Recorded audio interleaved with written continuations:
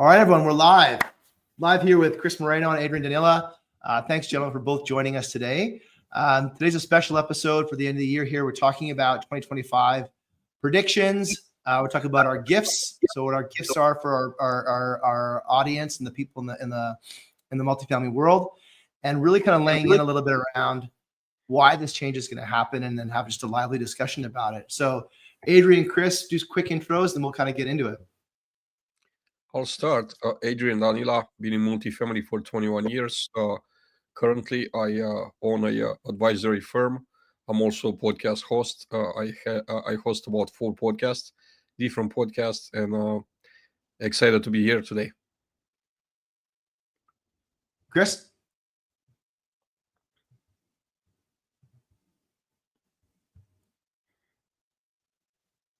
Chris, can you hear us okay?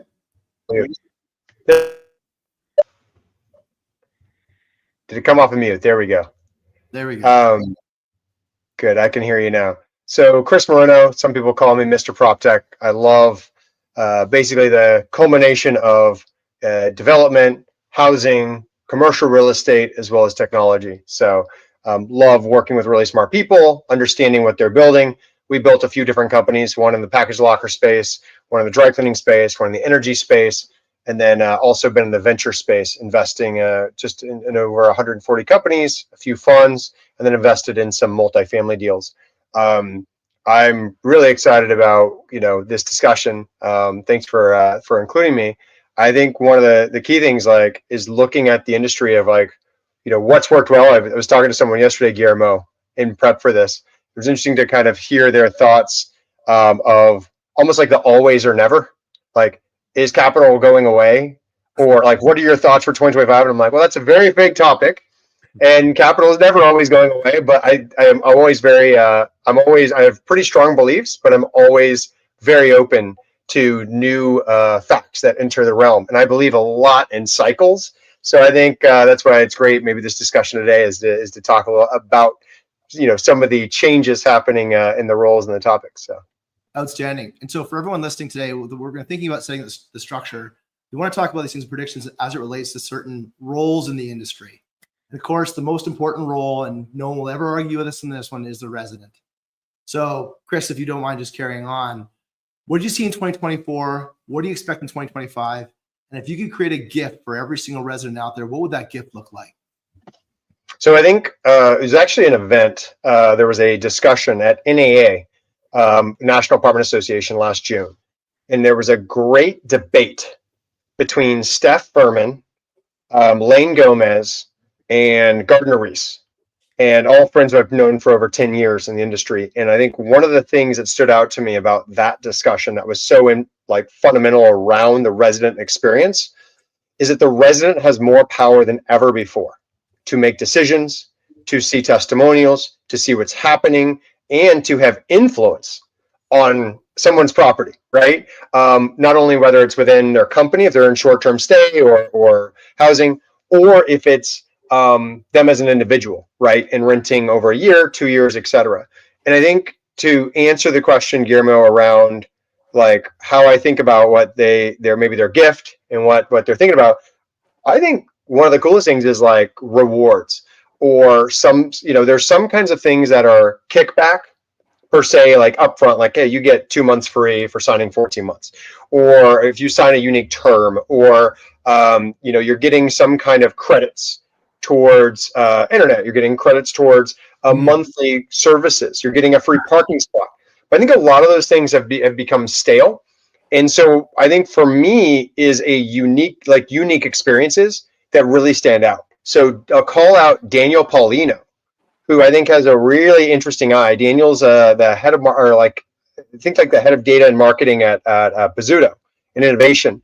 And one of the things I love is that they created this incredible video they just shared I think on Monday or last week, and it showed this experience that they try to have at their properties. So I think that's the key thing is how do we get away from the basic to the unexpected event? How do we do a Christmas party for these residents, or ongoing, whether it's fitness courses, whether it's an experience within an app that truly understands them, not necessarily something built by the property management company, but something built by another company that actually is something the residents want. That's what I would love to get them, whether it's, points they can spend, experiences, money back for engaging on maintenance, for telling the property the truth. Hey, there's a leak. Like I remember when I had a leak in my building, Guillermo, and I told the property manager, I called security. They didn't care.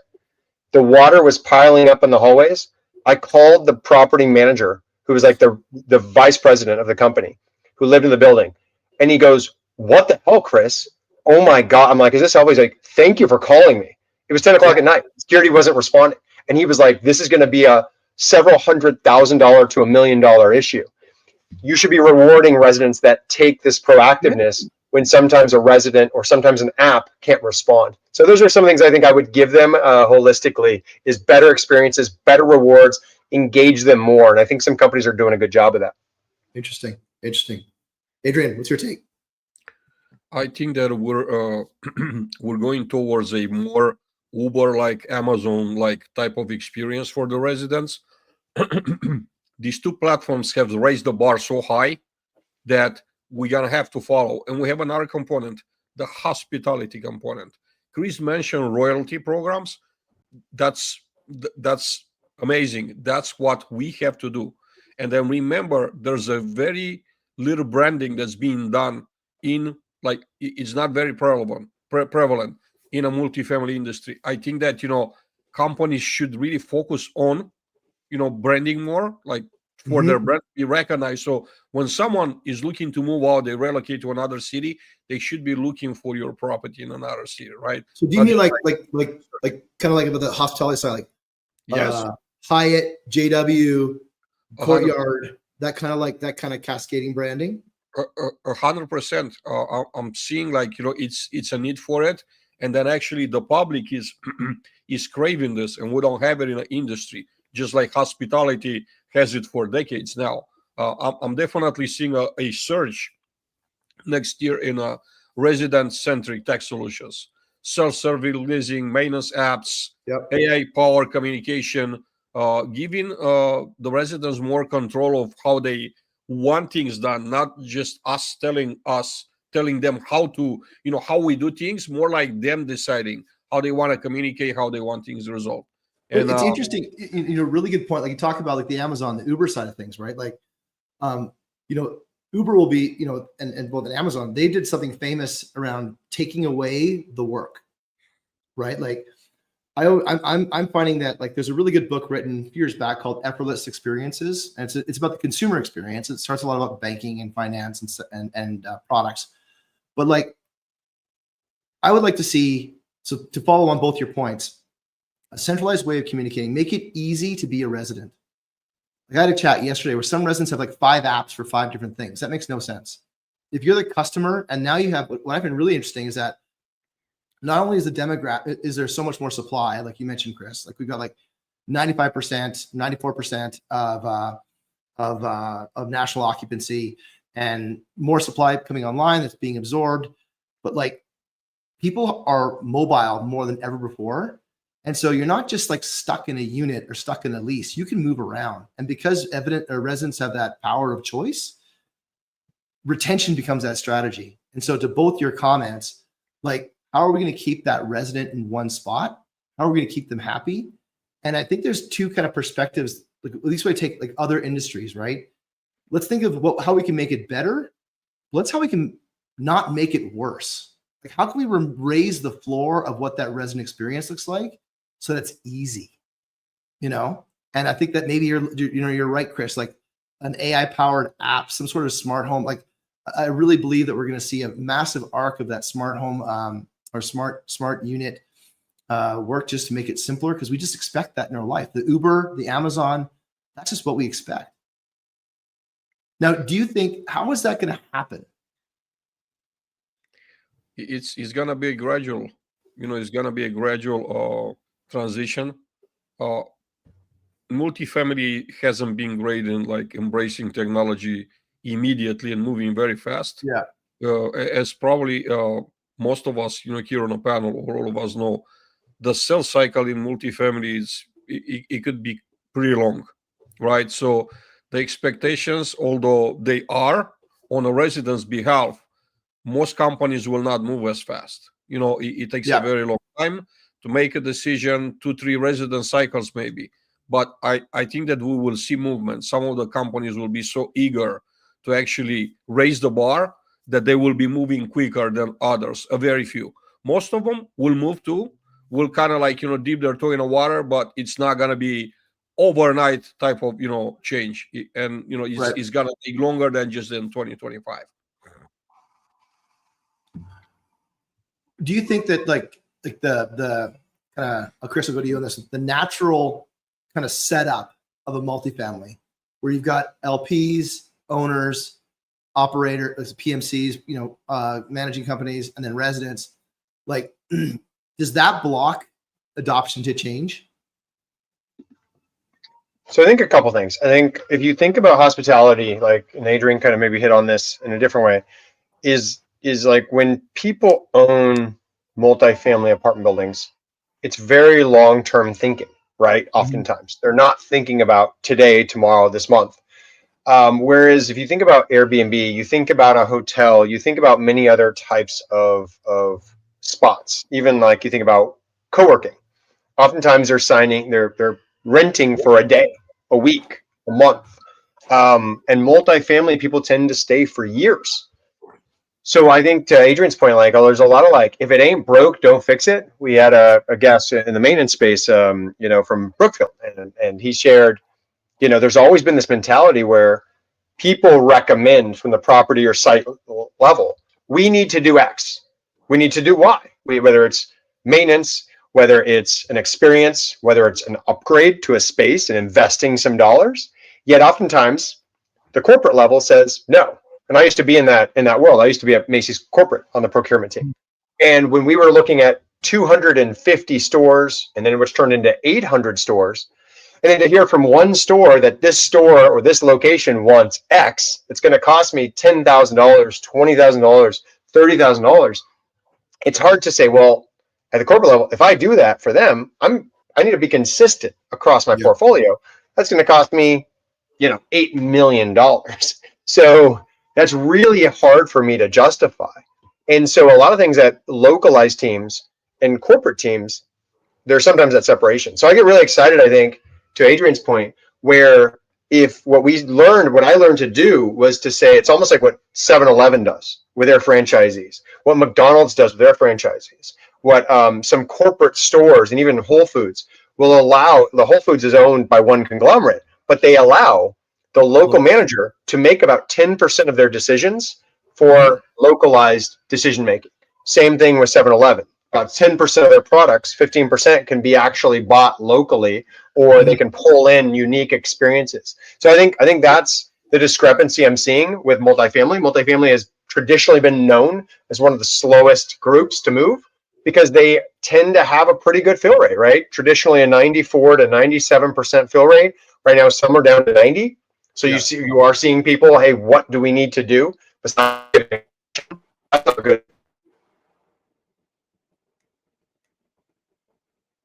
We're going to have something else happens. We're going to invest in experiences. We're going to invest to keep up. I think that's the key thing that people need to do. And I think a lot of people I've been talking to at leadership levels, they're going out and looking at what the shopping centers are doing. They're going out and looking at what the hotels are doing. They're going out and seeing creative marketing and experiences. They're seeing what Disney does. I mean, Disney, let's think about Disney World. And I love, actually, I don't go to Disney World that much, but I study Disney because Disney isn't just in the entertainment business.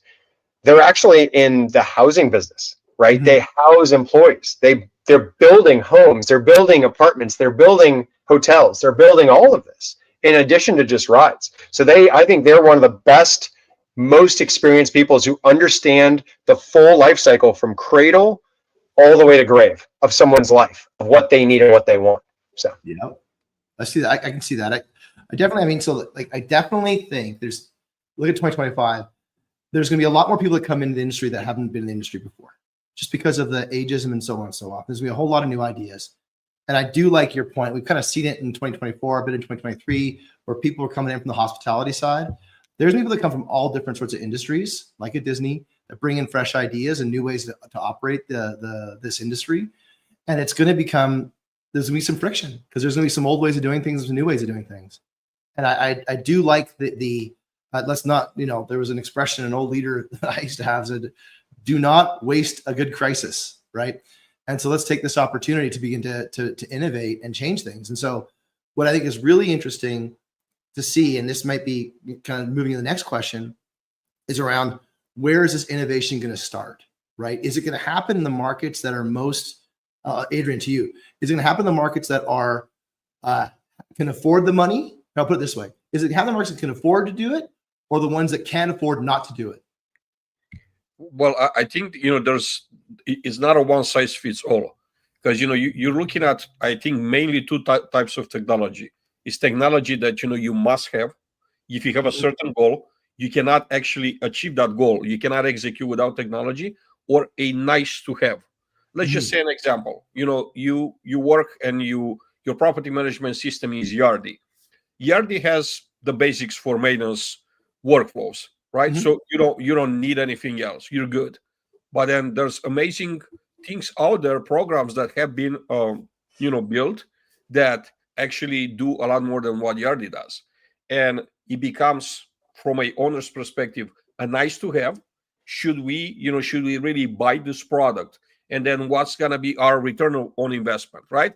That's one. And then there's another one. If you want to do centralization, well, there's certain softwares that they don't have the capability to serve you if you're centralizing certain functions. They haven't adapted. But then others, actually, they're catering towards that particular situation, and then it's kind of like must have. And there's another must have too I'm thinking about: keyless locks. When you're trying to do centralization, especially for maintenance, you got to get rid of the keys altogether. You should have access on your phone, travel, open doors, close doors, move from property to property. Don't have to worry about managing keys. That's a time sucker, and then it creates so much headache. Imagine that you're at a property A, the phone rings, you gotta run to property B. You always gonna have a key in your pocket from property A when you leave. Sure. And imagine the chaos that creates. Now let's chase down a key and bring the key back because there's somebody else needed it, or there's a security concern if we don't get it back. So that's zero value work. That is effort. That could be 4, 5, 6 hours that created zero value. 100%, and 100% on top of windshield time that you're already adding. When you're talking about maintenance centralization. So there's just one more challenge. Again, technology in place, and then seamless access control. You must have them in place if you want to be successful. If you want to have a chance at being successful, there's not a guarantee you're going to be successful with centralization. That's another conversation. Yep. Okay. So residents, 2024, a lot of supply came online. Going to continue going on for 2025. The residents going to be more power than ever before. And our gift to residents is make it easy to be a resident. Make it easy to let me buy from you and keep buying from you. And we see that happening through technology, a single app instead of 5 apps, smart controls to make it just easy to be that resident, and let me make it easy to keep me giving you money. I want to keep giving you money because that's easier to do. Make it easy for me to do that. All right. So the next one, and Chris, you kind of leaned in on this a little bit already. Property managers. What did you see? Adrian, why don't you kick this off? What did you see in 2024? What do you expect for 2025? What's the gift for property managers? You want Chris to go or me? Well, why don't you go first? Chris kind of leaned in on it, so we'll start with you and then roll over to Chris. Yeah, I see the property management role becoming more of a facilitator, using technology, leveraging technology more than ever before, and allowing more time for resident engagements. I'm also seeing many companies are actually hiring concierge to help with the resident relations, even though some of the functions are moving offsite, like rent collections and things of that nature, and evictions, they're moving offsite, right? They're also bringing in personnel and technology to create that concierge experience, that high-end hotel experience. We're talking about mainly lease ups. Also, I think there's something to be said about amenities. I think there's a trend out there that I never seen before. We had a conversation, Chris and I, on a podcast just last Thursday, and there's amenities out there that I never thought of before, like podcast studio. You know, Really? yes, you know, or like share spaces for office for someone that doesn't want to go like 3-5 miles to rent an office, rent a cubicle in a Mhm. random place. They could actually have, they could run their business at a community just by having a renting a place out there for business. So those Wow. are those are some things that are happening. Like I said, especially on the lease ups, right? Not as add-ons for older properties. And then Mhm. I think my gift for property managers is a comprehensive training program for them to be able to absorb all this technology and be able to handle it like a boss. Yep. I, I'm. We'll wait till mine, but I think we're gonna be very aligned. Chris, go ahead. What do you think? What did you see in 2024? What do you see in 2025? What's a gift for property managers? Yeah, I think a couple things come to mind, but I think a wish list. So if you think about, if I'm a property manager and I know my residents better than anyone should, right? I'm going to know the challenges. They're pinging me, they're texting me, they're emailing me, they're calling me, they're seeing me in the hallway. If I'm an effective property manager, right? More than my regional or my vice president or the owner. Mhm. And I think what I hear owners who tell me, I trust my property manager. I know them by name. I know that they are incredibly important. That's why we pay them the larger dollars, is to manage these teams. So I think one of the key things is what is their wish list? Just like my kids, what do Mhm. they want for Christmas? What is this property manager? What is standing out as like one of their top? If they had to pick one, what would it be the investment they would make if it was their own dollars into the property? And what would change the game, not only for the resident, what would change the game for them and their staff? And does that mean some kind of B2B tool that's like an AI tool? Is it a system of training? Is it Mhm. a event? Is it an ongoing event? Is it well-being? So does it mean, like, I'll give you an example, like Adrian mentioned, where I work they do wellness days every single month. So you know, it's like the second Wednesday of the month. They're doing a wellness, and they bring in yoga. They bring to do yoga for 2 hours. They bring in 2 massage chairs, and they have 15-minute massages, and you can just sign up in the app and get free massages. They do a mental wellness coach who comes in that they pay for to give mental wellness coaching, and it's all free. And it's incredibly unique, and that's hundreds of dollars of value to each individual. It doesn't cost them that much. But I think about it, like even having the yoga and having the training on site, even if it was once a week, whether people use it or not, to me is irrelevant. It's what they want. It's what they know that someone's willing to do for them, to invest in them. And then I think Sure. also for the team, if the team is active in it, the team is like, hey, I can participate in this. I'm excited. I'm going to get a chair massage as well as the residents. I think ice cream days or pizza days, those have become tired, as many people will say. But I really do believe that if the property manager says, this is what I can do, there's an ROI, and it's not so much it's not the dollar ROI as much as it's the social ROI for people then to also communicate it. Sure. Because one of the things we hit on is like those metrics. Some of these metrics are hard to show an actual ROI or NOI sometimes. I think some people are stretching for the numbers, as Adrian said. And what's more important is like, we know they're important. It's no longer a debate whether your metrics on Google being a 3.1 star, or some properties used to be 1.5 or 1.7s because they didn't care. And now you see properties at 4.8. And I'm Right. almost going to guarantee you 2 properties being next to each other within half a mile, quarter mile, being all things pretty equal, and one having a 4.8 review with 800 reviews, and one being a 2.9 or a 3. Even a 3.9. Not that much of a discrepancy, or 4.2 versus 4.8, and a lot fewer reviews. I almost can guarantee you're going to see a different rate of rent.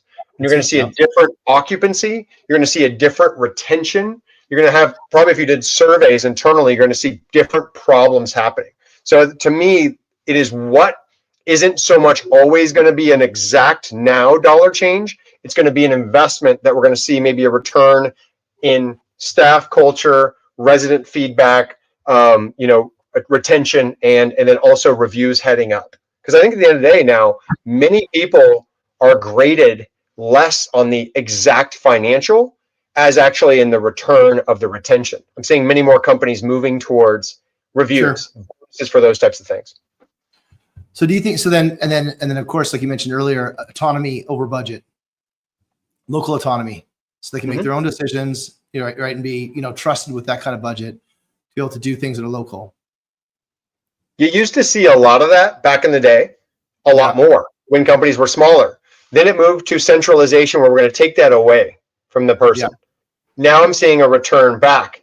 Now, obviously, that's why, like, I'm seeing what was great this year was talking to people as they were doing their budget camps and flying everyone in or having everyone go to a central hub, spending a couple days, doing it together. And because you have to trust these people to be a part of the process, because if you have a plan for next year, if you have a plan every year, every quarter, and they're not a part of it, they're not going to be engaged. They're not going to believe in it. If they didn't have a say, then it's not going to be successful, in my opinion. So how do you give them even a small budget? It doesn't have to be 10%. It doesn't have to be 20%. It might even be 3%. It might be 1%.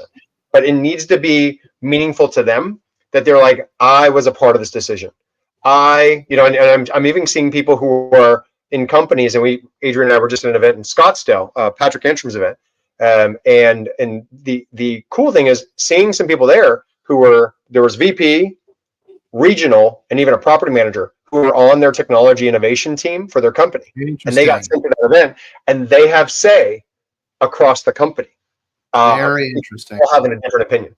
They're pulling from the field. I think that, like, when you take a look at like the role itself, like with the high turnover that's associated with that role, I mean, what you're talking about is like, this is a formalization as you're part of the management structure. You're an extension of the management structure instead of just being kind of like a replaceable part. And as you start seeing a formalization of these operating structures, like centralization does, you have to have that kind of like trusted person on the ground that has autonomy, has decision rights, can buy, can hire, fire, retain, that kind of thing, in that space. And so, I'm with you both in terms of like, we're going to retain property managers because they're the ones that are going to help to retain the residents. And so they're going to feel a lot of change this year because centralized workflows are going to take off, or at least that's I'm burying the lead for my next prediction, but centralized workflows are going to take off. It's just going to be easier. There's just no people, right? Like the OpEx of it all is a very compelling argument, but I'm just like looking at the numbers, like with the amount of supply coming online and the amount of people required to manage that supply, it doesn't divide by zero. It's an error formula. And so these people are going to become more, to your point, Adrian, the hotel concierge. They're going to be more the hand-to-hand responsive, but they're going to work within a system that is more predictable, reliable, optimized. And so I'm like you, Adrian. I think that they're going to be, it might even be a new job description of what we understand it to be in the past. And it's going to be, I really hope that there is an investment in educating the property managers about AI, about centralization, about optimization, and elevate that role to an extension of the executive. I mean, extension of the operating organization, because it's going to be such a critical role to help residents through this transition and activate the rest of the organization for centralization. Because I believe that if the property manager is not bought in, it's not going to happen. And then these roles are so hard to staff that they have more power than they might appear on the organizational chart. Okay, the fun one, ops and maintenance managers. Chris, why don't you kick this off? So 2024, what did you see? 2025, what do you predict for ops and maintenance? And then what kind of gift would you like to give them?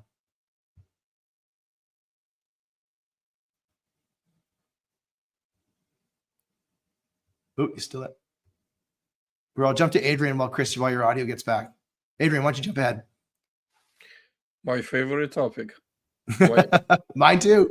With my favorite people. So 2024, we've seen a surge in nice to have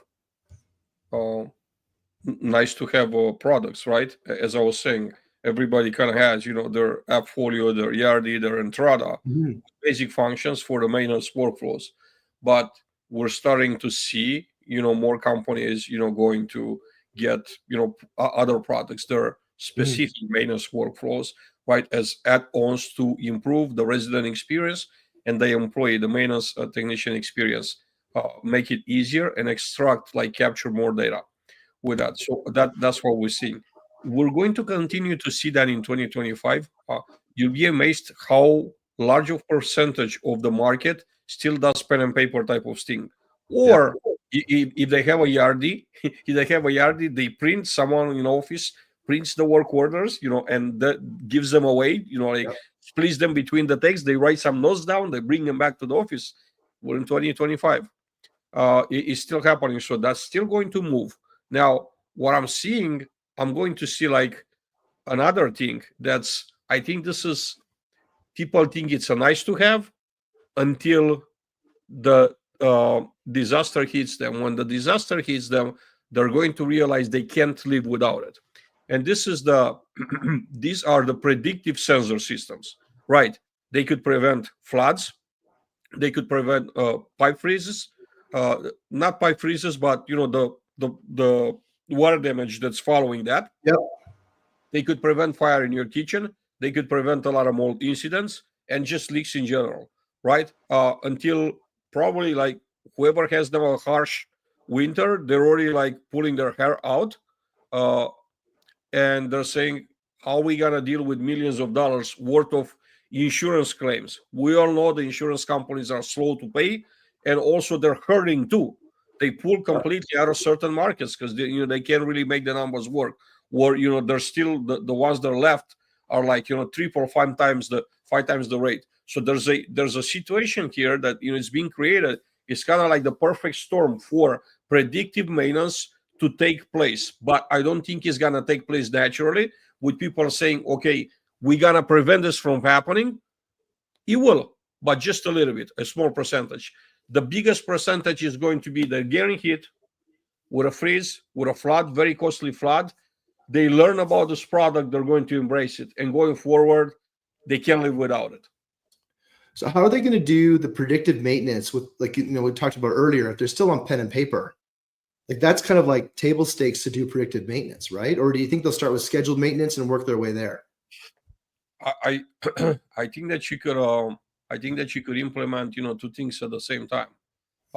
These predictive maintenance sensors, they have their own platforms, most of them, to actually show people on an app how things work. But then integration might not be with Yardi. They might need to be with a maintenance specific app. So they might be coming in tandem in a package.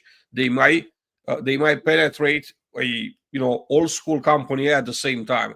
When a disaster happens, they'll look at the predictive stuff and they'll say, well, it's not really working greatly with our old pen and paper stuff. So we got to bring something to actually integrate and work in tandem, do a package. So I think that's an opportunity for both of those companies, right? For the sensors company, for the maintenance workflow company to team up and actually do packages and make those offers together, because there's win-wins. Do you think, just using your examples there, do you think that climate variability, climate change, climate variability is going to be the driving force between some of that IoT, some of that predictive infrastructure? I think it's actually like the seasons. When it's getting really cold, pipes break. It's what it is. We've been experiencing this for hundreds of years. And then when it's very hot and humid for 8 to 10 months a year, Florida, you have humidity. When there's humidity, there's going to be mold, right? So you gotta have to control the humidity levels and everything. And also every drop of water could turn into mold in 24 hours because of the favorable environment, right? You have Mhm. moisture and you have warm temperatures in there. So I think I don't think that's like, any climate related situation. It just is, right? I think Yep. more than anything, it's educating the customer, educating the operator, because a lot of them don't necessarily know that those solutions exist, believe it or not. Sure. Sure. Yeah, I can see all that. Chris, what's your take? So I got a crazy take here. I think we're going to see, because you're already seeing it happen and you're hearing about it. I think number one, obviously things are getting centralized, but for some companies, it's still a headache. I think to Adrian's point, I completely agree. More preventative stuff, more things especially because insurance premiums are skyrocketing and the insurance costs are going up. Insurance companies aren't going to pay the same of what they're going to pay. I just talked to an owner who had a $2 million insurance claim, and the insurance company offered him $600K. So there's a $1.4 million delta on that water leak and that water issue within the building. I know about someone else who had a 1.1 million, and the insurance company I think offered about 400 or 500,000. So again, you're seeing anywhere from a 30% to a 70% discrepancy between insurance payouts. Deductibles are skyrocketing. I'm hearing that across the board. I'm hearing people, it's obviously a big discussion in Florida, but it's happening across the country where premiums are skyrocketing, deductibles are going up, issues. That relates directly to the upkeep and the maintenance and the investment in the property itself. And if a resident is not alerting you to it, if a resident is not updating it, or you're not listening, when I say you, the maintenance is recommending we do something, but the company is deciding not to, there's going to be an issue there. And any owner is now being, you used to hear the stories of like, oh man, we didn't do enough diligence, and we missed this in the diligence of buying this property. Well, you don't see that really much anymore because of technology. Now they walk every unit, they check, like Adrian said, they're checking for mold, they're checking for issues, they're assuming the worst because they've seen it before. Yeah. And so now if you underinvest as you own that asset, or do things to shortcut, and you try to go sell the asset, you're now going to be devalued by what I'm hearing, a much greater multiple upon going to sell, which is going to impact your LPs, your investors. So it's better to do that maintenance ongoing, whether that's, and to Adrian's point, whether it's a consistent maintenance plan. And that, for some companies, it might mean moving away from their own staff, right? If they're looking to cut costs and do scale, it's hard to find great staff nationwide right now. It's finding partners. And I think it's going to be more and more partnerships. And I'm not kidding when I say this. It's probably, I think there's a balance of residents doing their own things. Because if you think about it, some of these residents or third-party companies in the field that many people are already trusting and using as vendors. But if you can now if your staff can only do so many things, but you can actually outsource it to third parties or a resident and say, hey, this person is insured, or this is a low enough level. It's not high voltage. It's not incredible, but this person knows how to do it. I'm going to reward that. It's replacing a filter. It's a flipping a GFCI. Fixing something on site, almost like Pokemon Go. But obviously, it depends on the level, and you want to make sure it's done correctly. But if there is something that residents are actually gamified to call out things, to request things, and then to ensure they got done, that is actually a great thing. So I believe there's a book about this, Guillermo, called Radical Candor. Yeah. And it's about someone who worked at Apple and a few other firms. And she talks about, you want to know when something's wrong. You want your residents to actually tell you before they move out, and by the way, if they tell you, if they don't tell you, if they tell you, it's a gift. A complaint is a gift. If they don't tell you, they probably told 30 other people, and they're going to move out. You're going to lose them, and you could have solved the issue that could actually increase the value of your property. So what I found is, even though the resident doesn't own the property, if they can be incentivized to help the property, like I really cared about the apartments I lived in. When I had a water leak, to Adrian's point, I'm going to share a quick example of this. I had a water leak in the last apartment we rented about 6 years ago. We rented in San Francisco, and it was leaking. Our landlords lived upstairs and downstairs. It was 3 days, And upstairs, they had a leak coming into our apartment through the ceiling of the bathroom. And it was a broken pipe. Well, they were in their 90s. So I said, you know what? Like they were like, oh, and I was like, we need to handle this. It's either you do it or I do it. And they said, well, we don't know what to do. I said, I'm going to do it. I'm going to take care of this. I sent them a little thing. I said, I'm going to take care of this and I'm going to pay for it and I'm going to have you reimburse me. I literally did it. And I did it from start to finish. I got 3 bids. I didn't just get the first person, Roto-Rooter or whoever came out. I got 3 bids, got it done properly, went through. It was, a 80-year-old, 90-year-old pipe. And I paid out of my own pocket and then got reimbursed by them.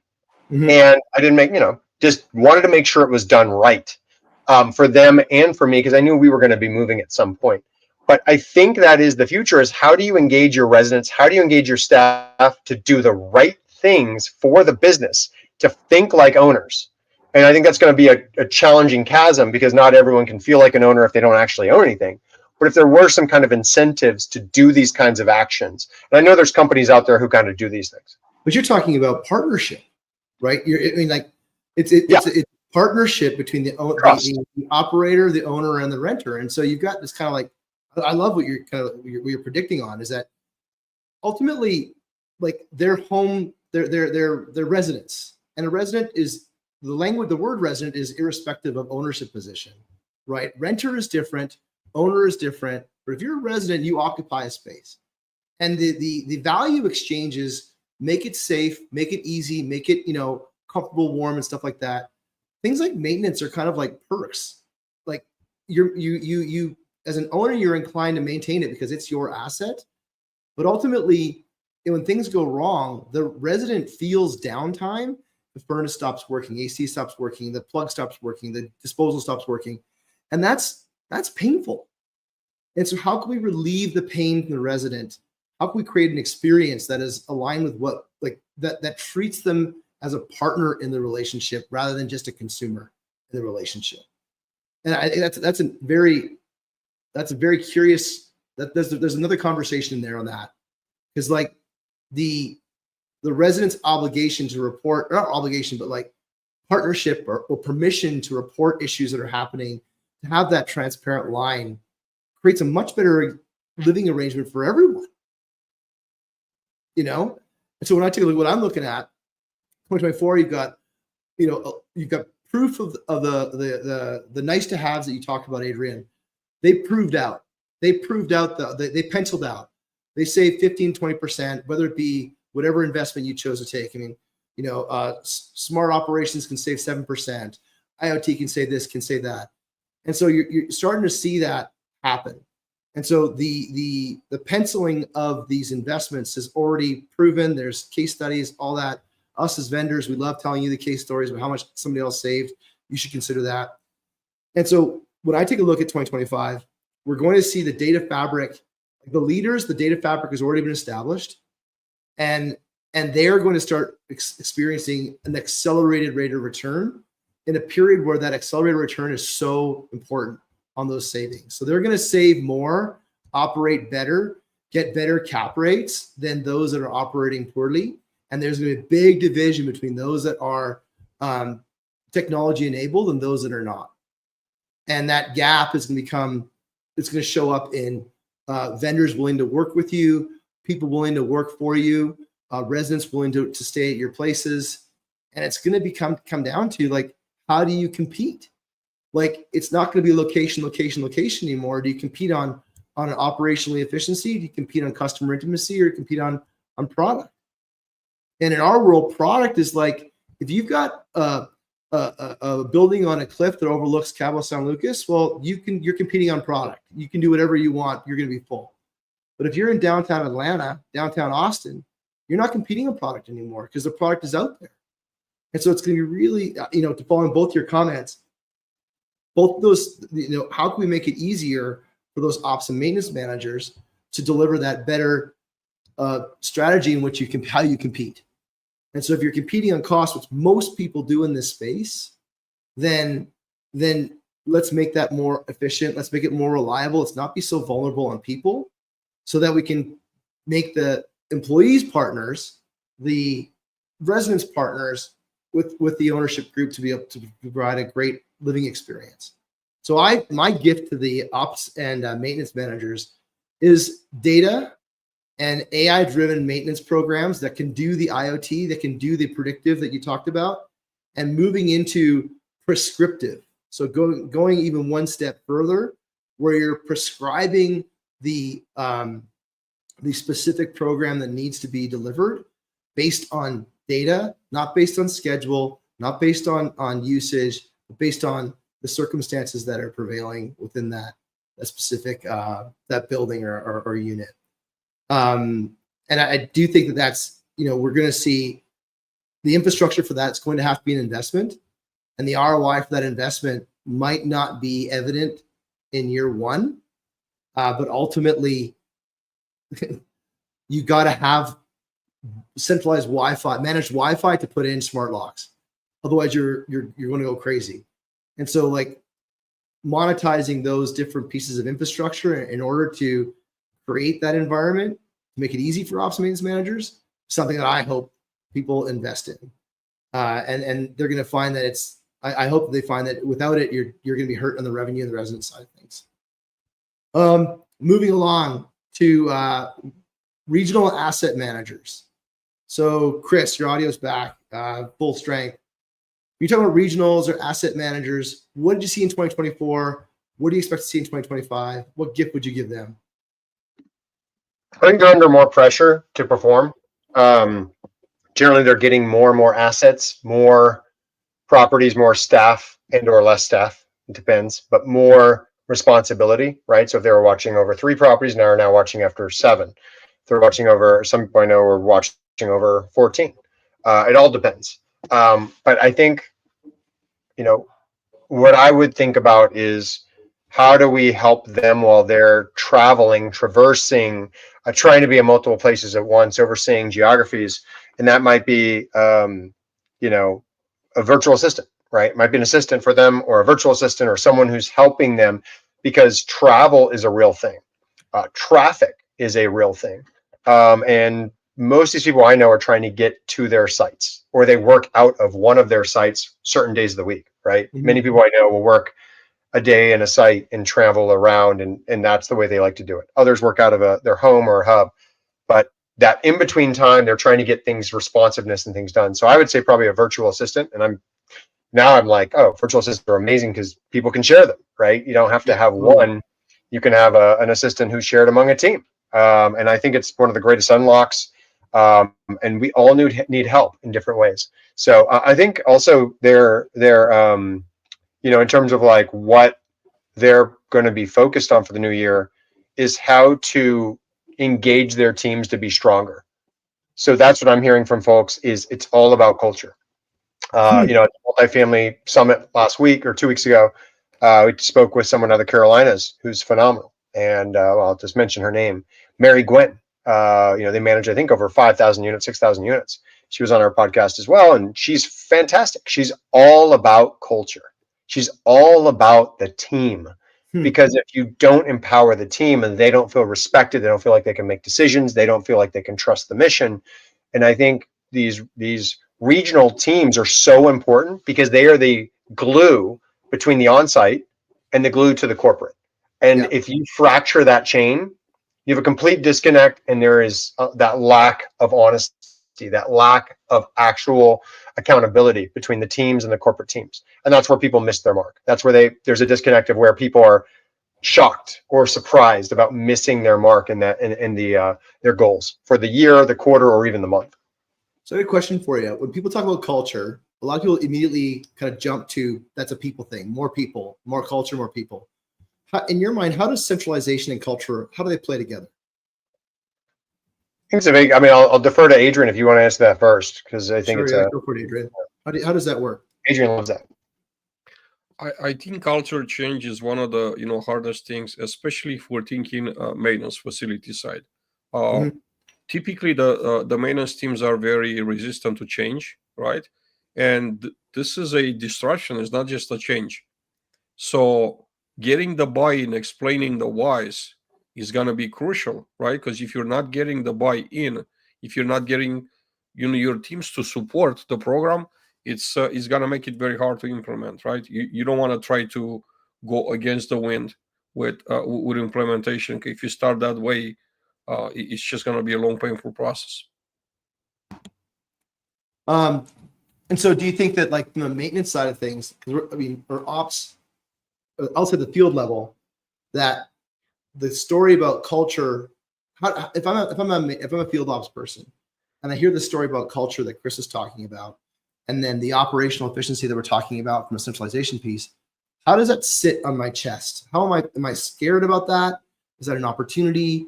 How is that landing to me as I'll say the typical field ops person?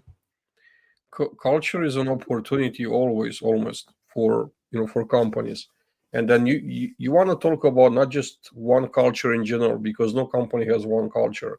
You're gonna have the culture that's being part of that vision when the higher ups got together in a room and they decided what they want the culture to be. So that's one thing.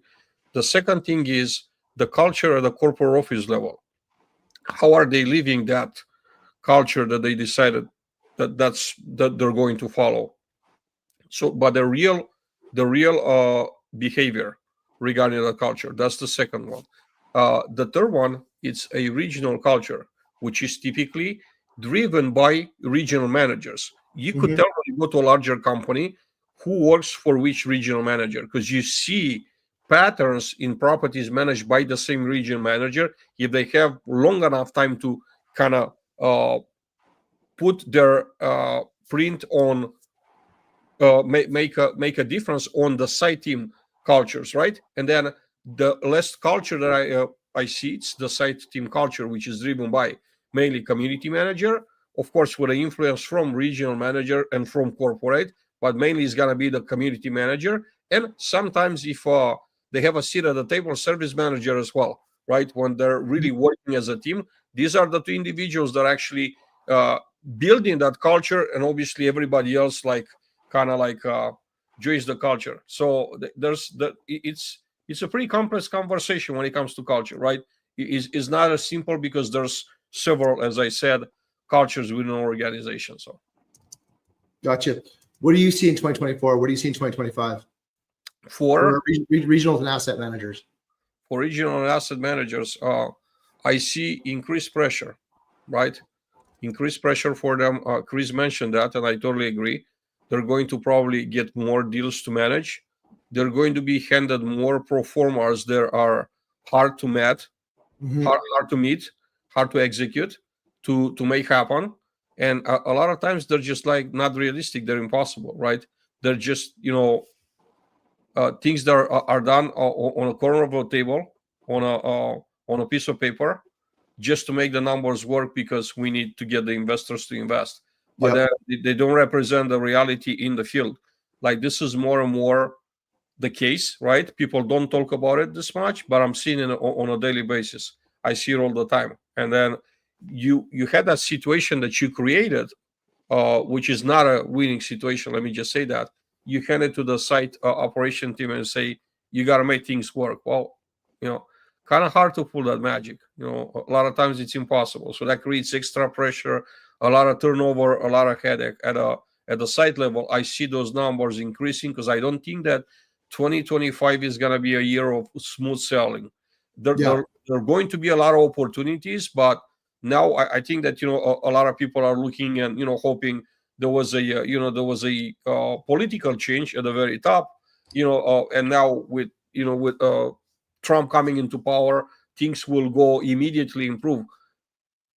We're all hoping that that's the case, but I would just say these are not things that happen just overnight. And I think 2025, I think 2025 is not gonna be the year.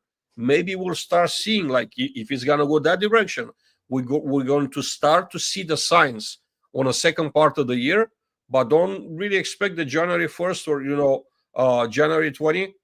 Things are just gonna change like night and day. They don't happen that way. They didn't get to where we are today that way, overnight. So they're not going to change the other way around overnight. It's just a process. People have to, and going back to what Chris just said, cycles.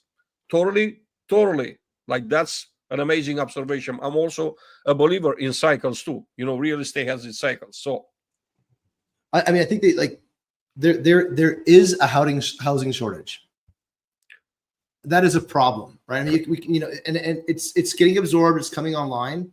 Put 500,000, 500,000 units came online last year, probably 500,600 this year, and so like you've got this oversupply, and so these asset managers, regional managers, they're feeling unique pressure in Austin that you're not feeling in Boston, or Atlanta is feeling different. So they're not going to have fair treatment within their corporate organization because it's going to be worse in some places than other places. And so, I've actually changed my gift because of this conversation today. But I agree with Chris's point. They are going to become over portfolioed. I was talking to a VP at MFE Connections, and she was reviewing 50 budgets that week, right? Like for different roll-ups.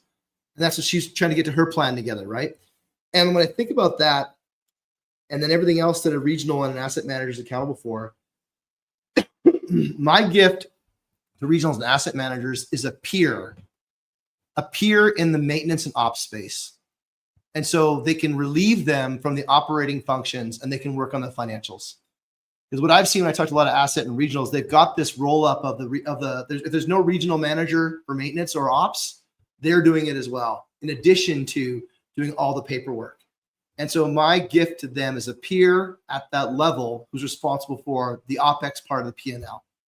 Because my prediction was a dashboard, or my gift was initially a dashboard and KPIs so they can do their job better with more resilience. But I just don't, your comments around how can that doesn't solve the problem, because the problem is they're being asked to do different roles.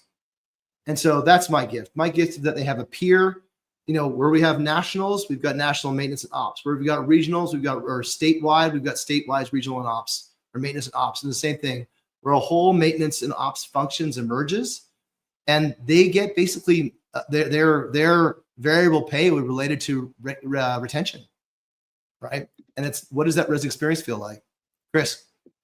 So I gotta jump because I gotta go. This has been great. And the last thing I want to add is I would probably give to someone who's been through a lot of cycles just a bicycle, so they can just go through. They're reminded of the cycles in their life. So if they don't have a bicycle, I think a crucial gift is some kind of bicycle. Not only is it hilarious, maybe, but it's spot on for thinking about what Adrian and what we're all talking about, which is we're going to live. There's that Chinese proverb where they say, "Oh wow, your son, he did so well in school. Congratulations!" And I think they say, "This too, yes, this too will pass." And then something bad happens. He breaks his ankle. "Oh my gosh, I'm so sorry that happened." Yes, this too will pass, right? And so those consistent ups and lows tend to even out, and we need to plan for those. We need, when people say, "Oh my God, interest rates are so high," no, they're not. Interest rates were so low. Well, yes, they were. But do we think they'll actually go down? I don't think they're that high right now. I think they're just high relative to where we were for a couple of years, not for the last 25 or 30 years. So I think too many people are trying to sometimes do shortcuts, and we need to think about the bicycle effect. We need to think about the long term. Of course, we need to think about the short term, but we're investing in real estate. We're thinking about long-term effects, things that have 20-year lifespans, depreciation. And if we're thinking too short term and things go wrong, well, can you make it an additional 4 or 5 or 6 years? So fortunately, I've got some great mentors who've been through 3, 4, 5, 6 cycles and seen it. So yeah, appreciate you, Guillermo, for having us on. Adrian, you're always amazing partner to be on with. But happy holidays, happy New Year, Merry Christmas, and happy Hanukkah, and look forward to seeing you guys soon. So I'll let you take it from here. All right. Take care. Merry Christmas to you too, Chris, and happy New Year. Happy You too. Hanukkah.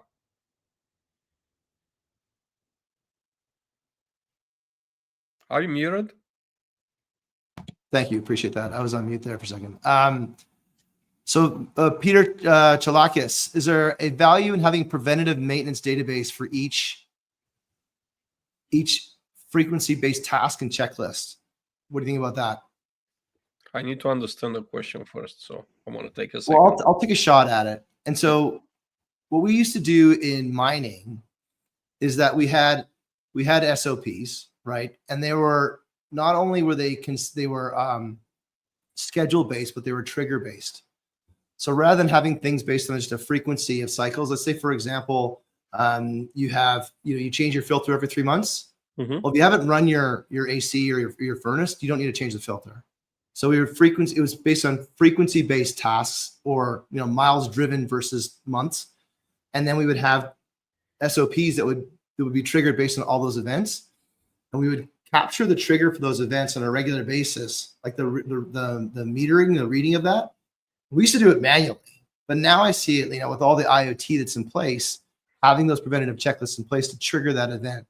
And I do imagine, following on Chris's point earlier around a workflow, where a workflow that is triggered an event, and then that notifies the resident maybe to change the furnace. So they've been running their fan all summer, and that's accumulated a lot of engine hours. Then we should do this particular piece of maintenance. And I hope that's what you're talking about, Peter. Anything to add on that, or at least my interpretation of the question? I believe you explained it pretty well. Cool. I'm going to take it off now. Oh, hi. There we go. Okay, so let's talk about kind of land on two major audiences: operators, and then call them operators, PMCs, and then owners. So when you take a look at operators, what did you see in 2024? What do you see in 2025? What gift would you give to them? I see for operators, the larger operators taking over more assets, growing. The smaller operators, trying to stay the size that they are. It's been a trend for years, and it's accelerating, right? On the third party management side of things. I give them the gift of consistency, some consistency tools, because God knows they need them. When you cater to 20, 30, 50 different ownership groups, each one of them have their own ways of doing things, you really need some consistency. You really need to find some ways to run things, like technology, people, everything. Everything has to be as close as possible to a good, consistent running cycle, because you're getting buried. There's a lot of turnover in third-party management companies currently as we speak, high level turnover because of the lack of consistency. Now, this is a general statement. Some companies are doing better than others. So obviously, but the third-party management side of business, it's very challenging again, and it's not getting any better for the reasons that I mentioned earlier. Economy, I don't think is just gonna turn around overnight. Interest rates are higher than they were before. Agree with Chris that they're not like high, generally speaking, if we're looking at the last 40, 50 years, historical rates. But then there were many companies that purchased assets when the rates were low. They got them with floating rates. Now the rates are going like 3 times the rates that they bought them for. It's a problem. It's a real problem. So that would be for me the gift of consistency. For asset managers, I think I have one gift. A owner's representative to actually have your eyes on it, to team up with your asset managers and look at your asset physical integrity, at a physical aspect of your properties. Asset managers are a great number of people, but they're not trained to to see structural issues, deferred maintenance. They might occasionally see during their visits, but it's just not what they do for a living. So this could be a true gift, that an investment in hiring someone, a contractor, or even like hiring a in-house person to be a owner's rep, will pay huge benefits, to be kind of like the watchdog for for how the third party management groups are Like almost like an investor relations kind of person. Yeah. Yeah. So you're saying operators, they're getting squeezed right now.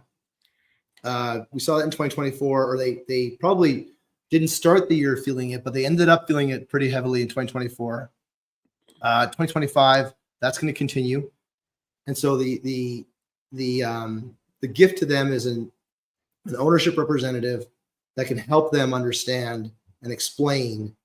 And their obligation is to steward that role, steward that relationship and the owner's interests, versus just operate the entities and report back. Yeah, it's that's why it's called that's why it's called ownership. When you outsource something, including the management part, you outsource the ownership of that function. So it's not yours anymore. And when someone is doing it for a fee, I won't say that fee management companies, they're all bad.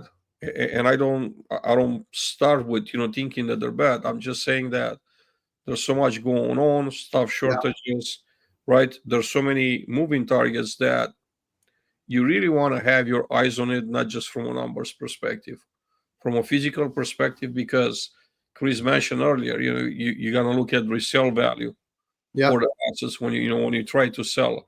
What is gonna look like? What shape is it gonna be in when you put it on the market to sell? And if there's the fair maintenance, that's being picked up first. Well, that's the interesting thing that I think that part of my observation and my prediction and my gift is that it may have been too good of a good times for the last 3-4 years, where their motivations they diverged between owners and operators, and so there's been distractions. Owners are distracted and operators are distracted, and there's a lot of money being made, and I hope, or my observation is that as we kind of got into Q4 and Q3 last year, their motivations became very, very, very clear. As renewals came up for operators or for third parties, as all that came to the truth, and there was some bad news that had to be told. Right, we're not making money. Maybe you've got to write a check. Right, so telling bad news is very hard to do, versus kind of update everything's up and to the right. And so I think that PMC or third parties went through this kind of like slap upside the head of what their true role is to operate and steward these assets. And now I hope that operators will be the innovators in the industry, because I think that all of these contracts are now up for grabs, because every owner is kind of upset, right? There's not an owner.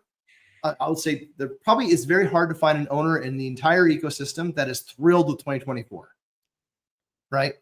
And so they all have a reason to be upset about somebody.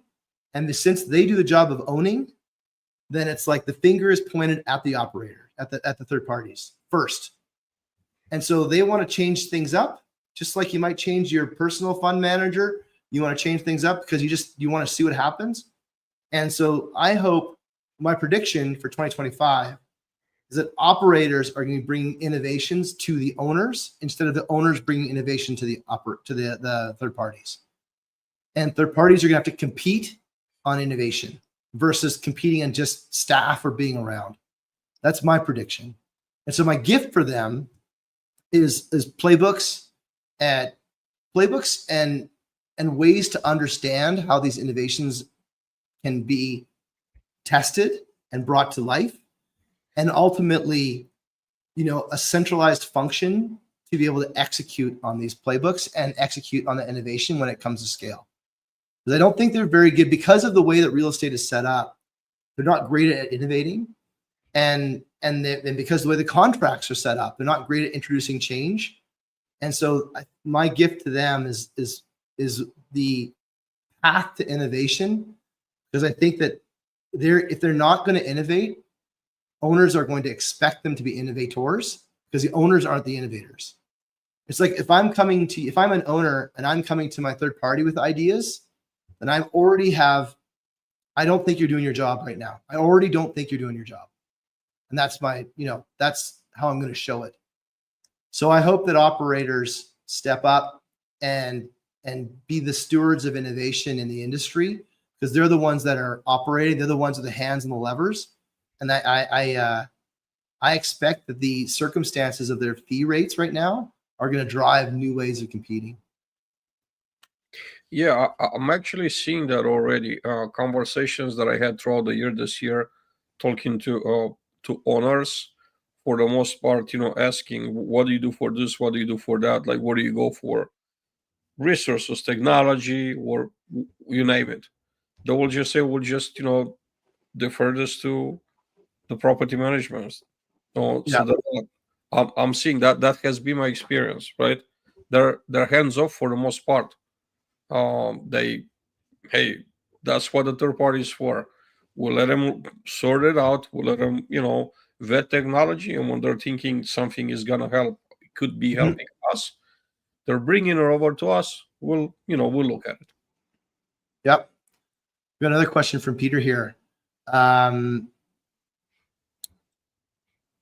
We may have touched this. I'll let you take a first shot at this one here. Very little visibility into actual labor, material, and productivity.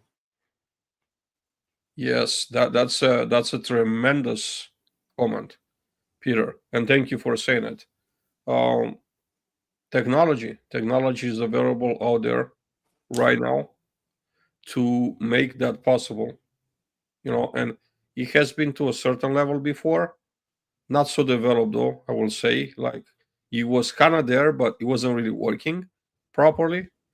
Now there's technology that's focused just on maintenance and the functionality. That functionality is built in, and it actually works. And I'm a KPI. I'm a believer. I'm a fanatic, KPI fanatic, and I'm super excited to know that there's product out there that actually helps management. Like, they could actually structure their own award ceremonies and bonus programs based on those KPIs. Because Wow. there's stuff that there's programs, they have data integrity. Once a work order is assigned to a particular individual, they can print it and give it to a leasing agent to close. They're the only ones that could close it. Not even the manager has an override Yep. power. So that's very powerful, and they're forced into completing it, so it's not staying pending, and it creates the accountability that we all needed, and it's all captured. The data is captured, so you could tell how much time the person spent average per day, like being on the job, being on work orders, how many tickets they completed in average per day, and so on and so forth. So there's no way around. There's no guessing game here. It's strictly numbers, strictly KPI. So I great think that question. the challenge that I've experienced implementing this in the past is we did a bad job of explaining why this is important, right? We did a bad job of bringing them along in the journey and helping them I'll tell you a story. So this is what we did. So we were doing field operations, right? And we put, this is before the world of air tags, but imagine an air tag that was GPS kind of censored. And we would track people all over the place, right? Because we were really wanted to figure that out. What were people doing? And pretty soon we found them in toilets. We found them on dogs. We found them all over the place versus actually tracking what we were trying to solve. We didn't do a really good job of explaining what we were trying to solve for. And, to your point, to Peter's point, there is a lack of data there. We do need to understand what is the right level of data for the right level of decision that we need to try to achieve. Because sometimes number of tickets per week is good enough, right? And you work with those numbers, but having, I've had mixed results in trying to track at the infinite level, and having an agreement of introducing data as a way of actually creating change starts with maybe fuzzier numbers, but hey, here's how we're going to start tracking things. We've got one more here from Dixie. These conversations for what we describe to be effective resources expertise today, ops try to lead these conversations. The value of the owner is diminished. So I think what Dixie's saying is that for the conversations around value to the ownership, ops try to lead the conversation, but maybe they don't get the credibility that they deserve. Is that how you read that?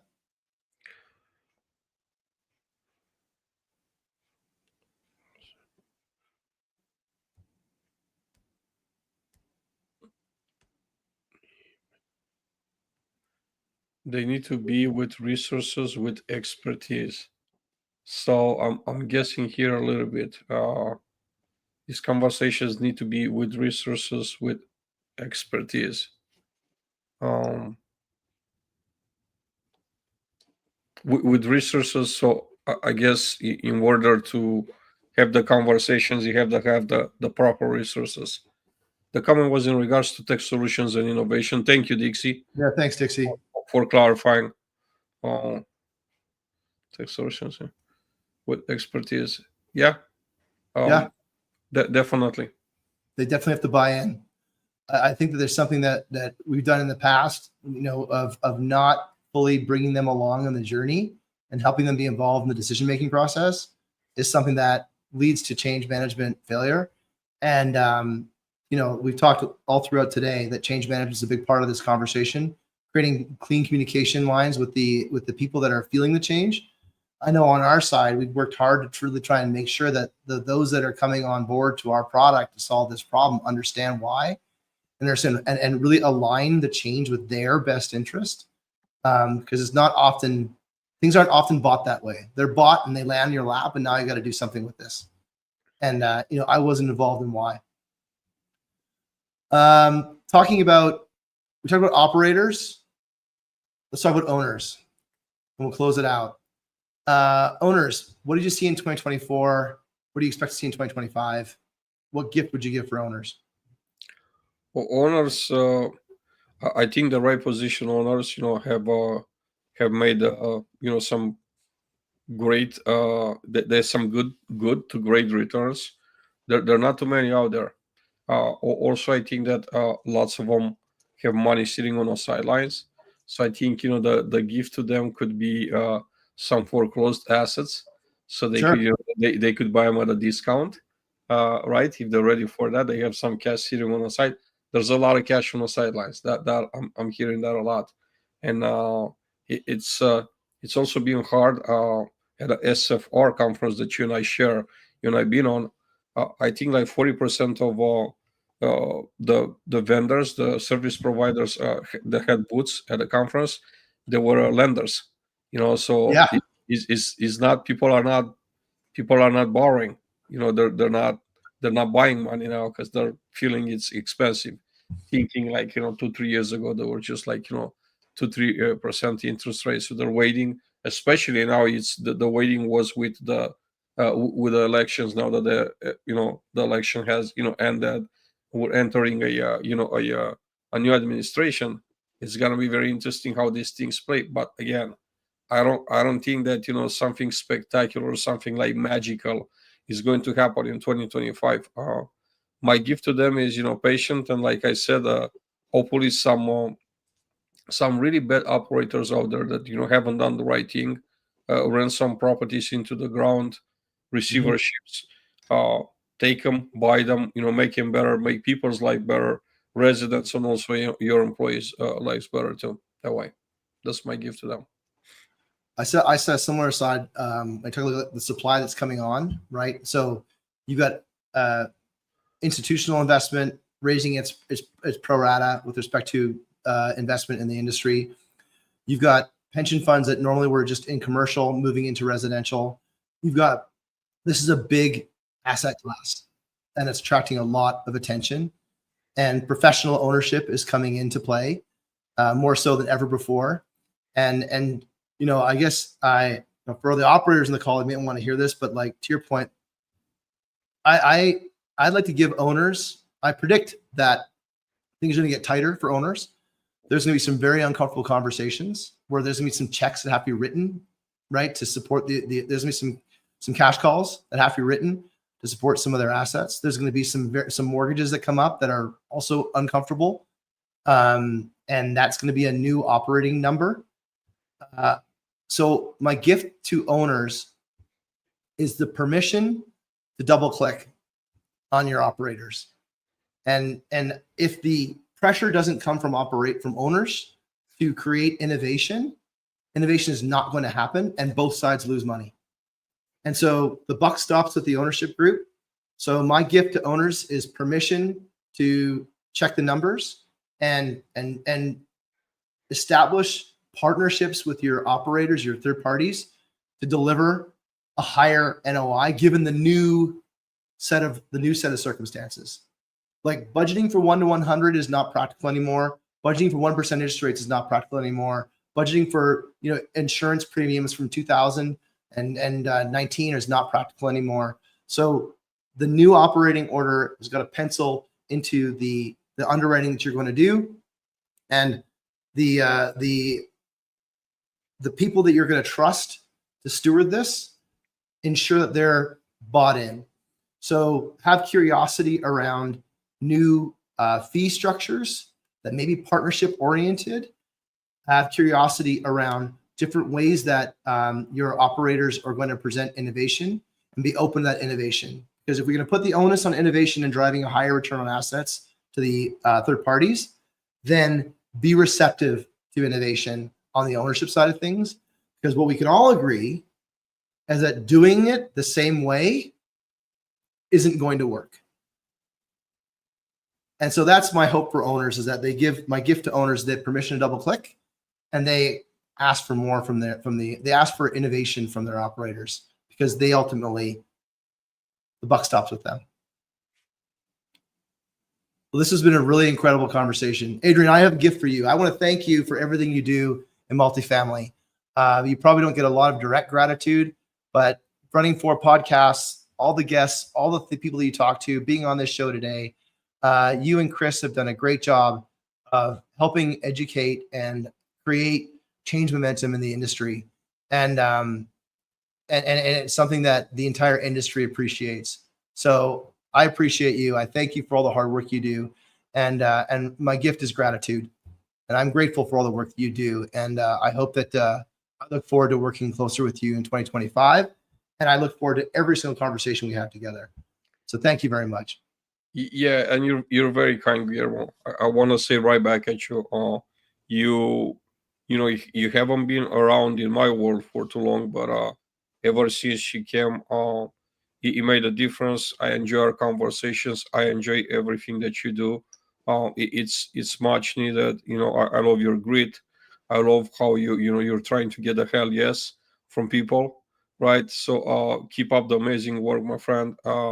My gift to you is double down on what you're already doing in 2025, because I think it's gonna be a year outside of maybe, I guess, our predictions that don't sound the most optimistic. I think that there's also, when there's situations like that, there's also on the other side, there's equal opportunity. It's how do you find a particular opportunity? I know that there's a lot of opportunity for you. Like I said, I'm hoping you decide to double down, go harder in 2025. And I think at the end of the year, you'll be pleased. And thank you for having me. It's been an amazing conversation. I truly enjoy it. Well, I hope everyone had a chance to, thank you, Adrian. That's outstanding. And I hope everyone had a chance to listen on this. This will be in a podcast probably before New Year's. And follow along on the Getting to Hell Yes podcast. Follow what's the 4 podcasts that Adrian has: Multifamily X, Multifamily Chronicles. What are the other 2? We have the Multifamily Hangout, and we also have a second Multifamily X, which we called After Dark. Tech Talks. Tech Talks. Tech Right. Talks. It's technology related. It's the Excellent. newest one. Well, thank you everyone for listening. I hope everyone to have a wonderful break over the holidays. Get a chance to enjoy the homes and the homes that we live in and the residents that we work with. This has been a wonderful conversation, optimistic, inspiring, and I look forward to chatting with hopefully each and everybody next year. Take care, Adrian. Happy holidays. Merry Christmas. Merry Christmas. God bless you. Take care.